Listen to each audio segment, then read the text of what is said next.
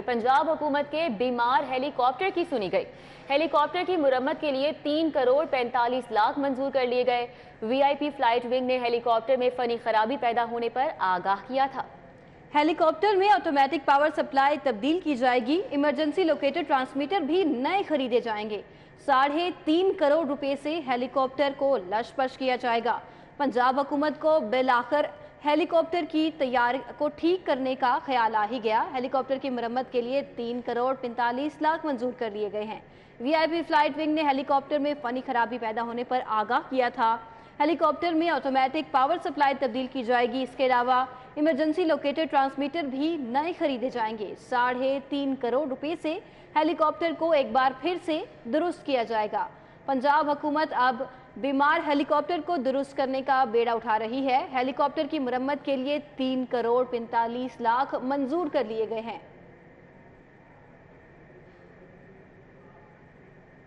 आगे बढ़ें और बात करेंगे, क्या हामिद जमान मान गए? एफआईए वकील की अदालत को अहम वजाहत। मनी लॉन्ड्रिंग केस में रिमांड खत्म होने पर हामिद जमान की अदालती पेशी। आपने क्या तफ्तीश की? अदालत ने यह इस्तफसार किया। बिल्कुल, आपको बताएं कि मुल्जिम के मुताबिक पैसे इंसाफ ट्रस्ट को दिए गए। वकील एफआईए ने यह कहा कि हामिद जमान के वकील ने मजीद जिस्मानी रिमांड की मुखालिफत कर दी है। तहरीक इंसाफ के सीनियर रहनुमा हामिद जमान के मजीद जिस्मानी रिमांड पर फैसला भी महफूज कर लिया गया है।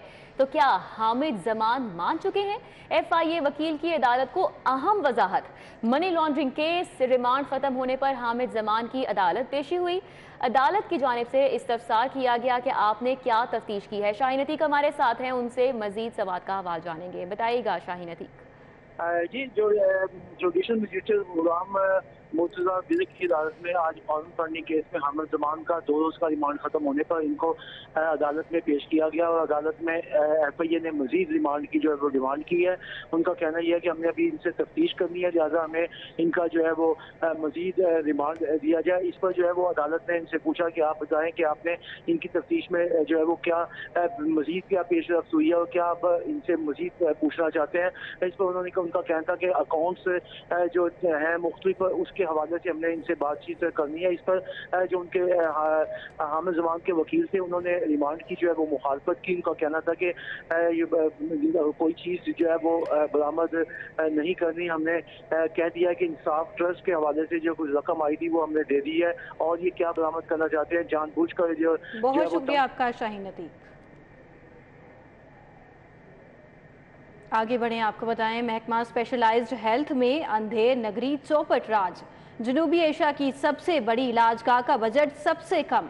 मियो अस्पताल को फी बिस्तर सालाना 33,16,000 रुपए का बजट दस्तयाब है। सर्विसेज अस्पताल को फी बिस्तर 37,05,000 रुपए का बजट मैसर है।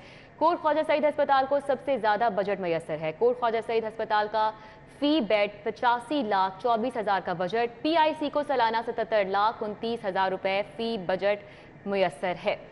हमारे साथ जाहिर चौधरी सीनियर हेल्थ रिपोर्टर मौजूद हैं, तफसीलात उनसे जान लेते हैं। जी जाहिर चौधरी। महकमा स्पेशलाइज्ड हेल्थ केयर में अंधेर नगरी चौपट राज।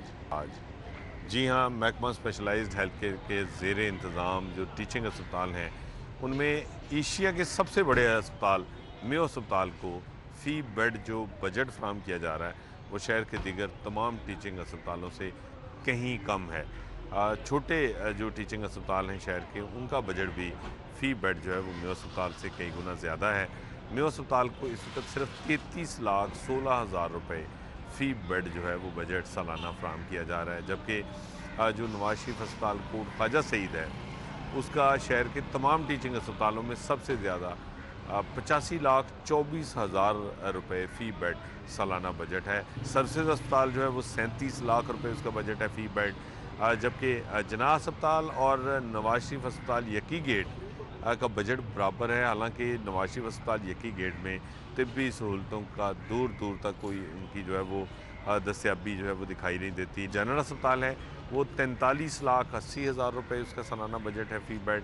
गंगाराम अस्पताल में 41 लाख से ज़ायद बजट है सालाना। लेडी वेलिंगटन अस्पताल जो शहर में गायनी का सबसे बड़ा अस्पताल है उसका फ़ी बेड बजट जो है वो 38,99,000 है और शादरा टीचिंग अस्पताल का 37 लाख रुपए सर्विसेज अस्पताल के बराबर जो है वो सालाना फ़ी बेड बजट है। कोट ख्वाजा सईद अस्पताल जो है वो 85,24,000 रुपये फ़ी बेड बजट का हामिल है और उसके मुकाबले में म्यू, सर्विसेज, गंगाराम, जनरल, जना ये तमाम बड़े टीचिंग अस्पताल जो हैं वो उससे कम हैं। हत्ता कि पंजाब इंस्टीट्यूट ऑफ कार्डियोलॉजी जिसमें जो पेशेंट्स हैं उनकी एंजियोप्लास्टिस की वजह से भी उसका बजट ज़्यादा है। 77 लाख रुपए जो है वो फ़ी बेड PIC का बजट है, वो भी कोट ख्वाजा सईद से कम है। बहुत शुक्रिया जाहिद चौधरी, हमें अपडेट कर रहे थे। पंजाब में इंतजामी बहरान शिद्दत इख्तियार कर चुका है। चीफ सेक्रेटरी पंजाब का काम करने से इनकार, पंजाब का CCPO की खिदमात विफाक को देने से इनकार। चीफ सेक्रेटरी CCPO के तनाज़े पर डेडलॉक बरकरार है। अफसरान हुकूमती ओहदेदारान की जिद से इंतजामी मामलात मुतासर हैं। मलिक अशरफ हमारे साथ है, तफसीलात उनसे जान लेते हैं। जी मलिक अशरफ, अपडेट कीजिए। चीफ सेक्रेटरी कामरान अली अफजल पंजाब में रहना नहीं चाहते, जबकि CCPO गुलाम महमूद डोगर लाहौर से चार्ज छोड़ने को तैयार नहीं। वकला माहरीन ये कहते हैं कि दोनों अफसरान वफाक के अफसर हैं और ये वफाक का हुक्म मानने के पाबंद हैं। इसी वाले से हम वकला से बात करते हैं और कानूनी माहरीन इस वाले से क्या कहते हैं आपको भी सुना। ये जो ऑफिसर्स हैं ये दोनों या पाकिस्तान एडमिनिस्ट्रेटिव सर्विस का हिस्सा हैं या पुलिस सर्विस ऑफ पाकिस्तान का हिस्सा। इनका एडमिनिस्ट्रेटिव कंट्रोल फेडरेशन के पास है। दोनों ऑफिसर्स जो हैं ये सिर्फ वफाक का हुक्म मानने के पाबंद हैं। अगर वफाक ने इनको ट्रांसफ़र कर दिया तो जब भी they have to comply with that, और अगर वफाक उनको ट्रांसफ़र नहीं कर रहा और उनकी ख्वाहिश है तो भी उनको फिर पंजाब में काम करना। मुल्क के जो हैं वो एम्प्लाई हैं, वो फेडरल गवर्नमेंट के जो हैं वो CSP ऑफिसर्स हैं और फेडरल गवर्नमेंट के एम्प्लाइज़ हैं। जो उनका मकसद है इस मुल्क के आवाम की खिदमत करना, उसकी बजाय वो अपने अकाबरीन को खुश करने के लिए, अपने सियासी जो अकाबरीन को खुश करने के लिए वो इस तरह की हरकत से उनको बाद आना चाहिए और मुल्क के आवाम की खिदमत करें। फेडरल गवर्नमेंट इनको लगाती है और फेडरल गवर्नमेंट को ही यहाँ से हटाने का इख्तियार है। रूल्स ऑफ बिजनेस भी यही कहते हैं और ये नहीं हो सकता कि आपको लगाए तो वफाक और बाद में फिर आप ये कहें कि मैं वफाक के ऑर्डर को नहीं मानता, तो ऐसा कानून में ऐसा मुमकिन। कानूनी माहरीन कहते हैं कि चीफ सेक्रेटरी कामरान अली अफजल और CCP लाहौर गुलाम महमूद डोगर को चाहिए कि वो आइन और कानून के मुताबिक वफाक के अहकामात पर अमल दरामद को यकीनी बनाएं। इसी से आइन और कानून की बालादस्ती होगी। जी।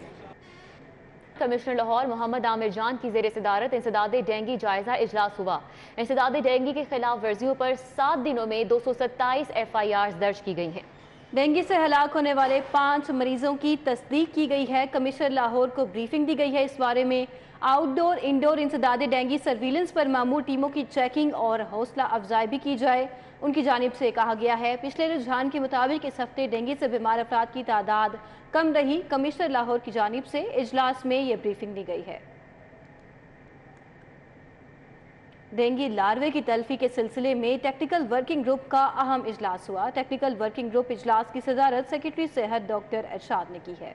Special secretary Saleh Saeed, dean IPH professor Zulfishan Tahir ने भी शिरकत की है। DG health services doctor Haroon Jahangir, doctor Tanvirul Islam ने भी शिरकत की है। अजमत अवान हमारे साथ हैं, मजीद तफसीलात उनसे जानेंगे। अजमत, बताएगा इस इजलास का हवाला। जी बिल्कुल, डेंगू लार्वा की तल्फी के सिलसिले में जो टेक्निकल वर्किंग ग्रुप का जो अहम इजलास है वो मुनक्किद हुआ। डेंगू टेक्निकल वर्किंग ग्रुप का इजलास सेक्रेटरी से डॉक्टर अरशाद की ज़ेर सदारत मुनक्किद हुआ और इस इजलास में special secretary Saliya Saeed, DNSP professor Zulfishan Tahir, DG health doctor Haroon Jahangir, doctor Tanveer Islam, additional secretary Asim Raza और दीगर जो ने शिरकत की। और सेक्रेटरी से डॉक्टर अरशाद अहमद ने सूबाई मॉनिटरिंग कमेटी के फैसलों को से भी आगाह किया और उन्होंने मजीद secretary health doctor Arshad Ahmad ने कहा कि डेंगू लार्वा की तल्फी के लिए जो कीड़े मार अदवायात के साथ उनको अजमत अवान हमारे साथ आगाह कर रहे थे। आपको बताएं मौसम सरमा की आमद है। 15 अक्टूबर से पंजाब भर के तमाम स्कूलों के औकातकार तब्दील करने का फैसला कर लिया गया है। स्कूल सुबह 8:30 बजे लगेंगे, छुट्टी दोपहर 2 बजे हुआ करेगी। तो आपको बताएं कि अक्टूबर से सुबह भर के स्कूलों के औकातकार तब्दील करने का फैसला कर लिया गया है। बॉय स्कूल सुबह 8:30 बजे लगेंगे, छुट्टी दोपहर 2 बजे होगी। जुमे के रोज़ बॉय स्कूलों में 12 बजे छुट्टी हुआ करेगी। जुनेद रियाज हमारे साथ हैं, तफसीलात उनसे जानेंगे। जी जुनेद रियाज, आगाह कीजिएगा। जी, मौसम सरमा की आमद है, इस वजह से जो है वो स्कूलों के औकातकार हर साल की तरह इस साल भी तब्दील करने का फैसला कर लिया गया है और सिर्फ नोटिफिकेशन होना बाकी रह गया है। और 15 अक्टूबर से जो स्कूलों के औकातकार होंगे वो जो कि गर्मियों में जो है 7:30 लगते थे, अब 8:30 लगा करेंगे और जुम्मे के रोज़ जो है वो 12 बजे छुट्टी हुआ करेगी और लड़कियों के स्कूलों को 15 मिनट कबल छुट्टी हुआ करेगी। और इसी तरह अगर गर्ल्स स्कूल जो है वो सुबह 8:15 बजे लगेंगे तो 1:45 पर छुट्टी हो जाया करेगी। और इस हवाले से तमाम जो पंजाब भर की एजुकेशन अथॉरिटीज़ हैं उनको हदायत जारी कर दी गई है और इस हवाले से कहा गया है कि जो स्कूलों के खातेकार हैं वो 15 अक्टूबर से जो है वो तब्दील कर दिए जाए। ठीक है जुनैद रियाज, बहुत शुक्रिया। जुनैद हमारे साथ ही अपडेट कर रहे थे। तो 15 अक्टूबर से सुबह भर के स्कूलों के औकातेकार तब्दील का ये फैसला हुआ है। अभी आगे बढ़ेंगे, आपको बताएं कि fountain house institute for mental health के ज़ेरे एहतमाम ज़हनी सेहत के आलमी दिन के मौके पर मेंटल हेल्थ के मसाइल और उनके हल पर पुरवकार तकरीब का इनेकाद किया गया। तकरीब का अहवाल जान लेंगे कोमल असलम से। जी कोमल। वर्ल्ड मेंटल हेल्थ डे के हवाले से फाउंटेन हाउस में तकरीब का इनेकाद किया गया। तकरीब में केक भी काटा गया और साइको ड्रामा भी पेश किया गया और म्यूज़िक परफॉर्मेंस भी पेश की गई है। इस वक्त मेरे साथ डॉक्टर इमरान नज़ीर मौजूद है। मज़ीद इनसे जानते हैं। सर, हम देख रहे हैं कि पाकिस्तान में तकरीबन 25% लोग जो है रोज़ बरोज़ ज़हनी दबाव का शिकार हो रहे हैं। आप इस हवाले से क्या कहना चाहते हैं?